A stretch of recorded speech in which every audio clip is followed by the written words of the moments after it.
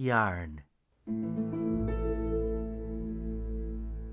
Yarn number 2. How to dismantle a porn bomb.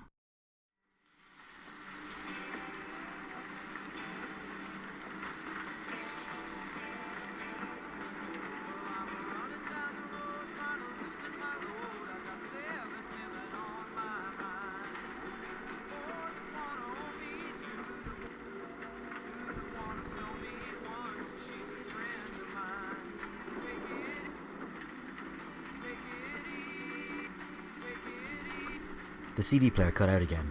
The Eagles were replaced momentarily with the low hum of the car engine and the squeak of the windscreen wipers. The clock above the blinking fuel gauge read 3 a.m. I was only a few miles from home, but that made no difference to the flashing light. It was jeering at me. "You're not going to make it. You're not going to make it." I dreaded the thought of having to complete my journey on foot. I only passed my driving test 6 months earlier, the week of my 18th birthday, and I was ecstatic when my mother gave me my own set of keys to her 1.4 litre Nissan Micra. "Now, John, I'm going to show you how to change a tyre," my stepdad offered one evening. He demonstrated on the front right wheel. "Now, you can change the other 3. You better get going. I don't want to be out here all night." Throughout human history, many have tried to define what it is to be free. Freedom, to my adolescent self, was access to a small 5-door hatchback. Every trip was an adventure. A late-night drive to the shop for a bag of crisps. An errand to pick up a parcel from the post office warehouse. I loved them all, but my favourite was a rescue mission. As the news of my newfound mobility spread, I started to receive more and more rescue requests. One Sunday morning, I got a call from an unknown number. "Hi, John. Sorry to call you like this. Your brother gave me your number. "Tom, is that you?" I said, in a sleep-dazed state. Yeah, listen, I need you to pick me up. I'm in a feathered on sea. I ended up here yesterday instead of going home from college. I met a really nice girl on the bus, so I stayed on it all the way to her stop. But now there's no fucking bus out of here on a Sunday." Where's Feathered on Sea? I was suddenly fully awake. Oh, yeah. It's a small fishing village. I think it's in Wexford, maybe Waterford. Could you look it up, yeah? I mean, I have to go to Mass right now, but I'll be in the closest pub to the church when you get here, yeah? Oh, John, listen, I really owe you one, buddy. Tom was one of my brother's best friends.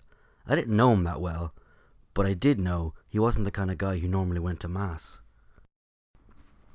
I checked his location. He was over an hour away. When I arrived at the pub, Tom and the mystery bus girl were squeezed into a corner seat. They were flanked on both sides by 4 very large men, all of whom were monitoring Tom's every move. He seemed unfazed by his chaperones and giggled with the girl while the men looked on like a pack of Rottweilers, ready to pounce. "Right, here's my lift. I think it looks like he's in a hurry, so I'll have to love you and leave you, unfortunately. Nice to meet you, Emer, alright? See ya." Tom walked straight past me and out the door. As we drove off, he turned to look out the back window. "John, sound. Did you see those guys, the brothers? Massive. Don't think they like me too much. This morning when she said she had to go to Mass, I was worried they were expecting me to marry her or something. I really owe you one, John. Cheers." My 3 a.m. drive home with the blinking fuel gauge was the result of another distress call. This time from my schoolmate, Barry. "John, I need you to come and fix my family's computer." I had a fair idea why Barry's technical difficulties were so time-sensitive, and like any good friend, I supplied some sensitive and supportive advice. "You were looking at porn, and you want to get rid of it. Am I right? Just delete your internet history. I'm going to bed." I was about to hang up, but Barry continued his plea. "No, John, I can't do anything. It's a porn virus. The more I try to close it down, the more windows pop up. I've tried turning the computer off and on again, but nothing seems to stop it." Barry's house was in a small village in the next valley from mine. If I used the back roads, I could be there in 20 minutes.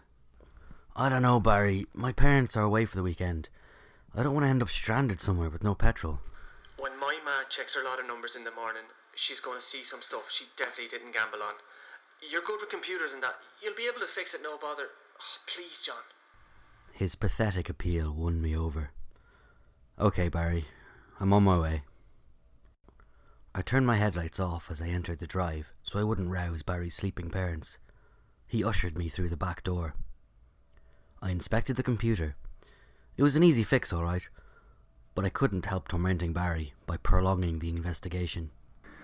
Well, John, can you get rid of it?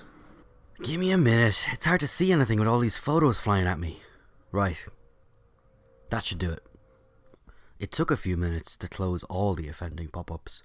Each click slowly revealed the image of Scotty, the family dog. He'd been given pride of place as the desktop background before being enveloped by an avalanche of pornography. I got back on the road, eager to get home. To keep myself awake, I turned the stereo up and the temperature down. The little micro was the only disturbance on the deathly quiet road. Light droplets of rain slowly gathered on the windscreen before being swept away by the wipers. The steering wheel violently spun clockwise. I instinctively threw it back the opposite direction. Thud. Suddenly the car was stationary.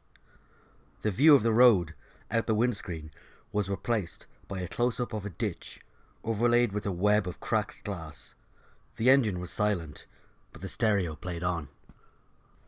I sat still for a few seconds and waited for my brain to catch up with recent events. Fuck, I said out loud. Fuck, fuck, fuck, fuck, fuck. The human equivalent of a computer command line crashing. My outburst grew louder and louder until I topped it off with a deafening fuck. Okay, I thought to myself, I better get out and assess the damage before I try reversing out of here. The moment I unbuckled my seatbelt, I fell up, hitting the ceiling with a thump. Disorientated, after temporarily losing my grip on gravity, my brain scrambled to recalibrate. The car was upside down. I crawled out of the interior and walked around the upturned car. Maybe I can flip it back over. I came to the slow realization that the 1-ton Micra wouldn't be as easy to set back on its wheels as one of my childhood dinky cars. I was going to have to call for help. As I dug my phone out of my pocket, I noticed I was already in the process of calling someone. Somewhere between the car hitting the ditch and me hitting the ceiling, I had inadvertently called Barry back. I cancelled the call, but noticed my battery was about to die. I punched in 999. It wasn't long until I heard a response. Hello, please, may we help you? I've crashed my car. No one is hurt. No other cars. I figured I only had seconds until my battery died, so I had to be as succinct as possible. I think I'm somewhere on the hill road between Callan and Stonyford. My battery's about to... It's dead. The road was eerily silent, except for the clicking sound of the Micra's hazard lights. 20 minutes went by, and just as I was about to start walking, I saw headlights flickering in the distance. A few seconds later, a police car flung around the corner and came to an abrupt stop a few feet from where I was standing. A heavy-set policeman emerged from the car. I recognized him straight away. Locals called him Officer Hawkeye, though never to his face. Officer Hawkeye was infamous around the area. He had earned his nickname due to his lazy eye, and because he made easy prey of anyone who sped past one of his roadside speed traps. Well now, that's a funny place to park a car, he said, as he flashed his torch in my face. I launched into a long animated story about where I was going, how I lost control of the car, that I wasn't speeding or drinking. Not to worry. Let's get a tow truck out here, and then I'll take you home. I completed the 10-minute trip home as a passenger in Officer Hawkeye's police car. Sometimes it takes us hours to find people when they get stuck up on these roads, but you gave us decent directions. You must know the roads pretty well. Obviously not well enough. The next day, I got a call from Barry. What the hell were you playing at last night? I got a voicemail of you shouting fuck repeatedly over an Eagles track.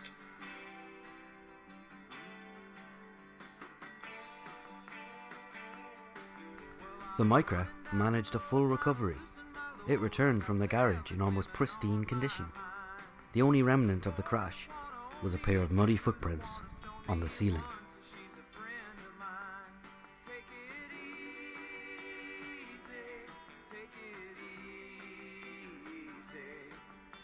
the sound of your own wheels drive you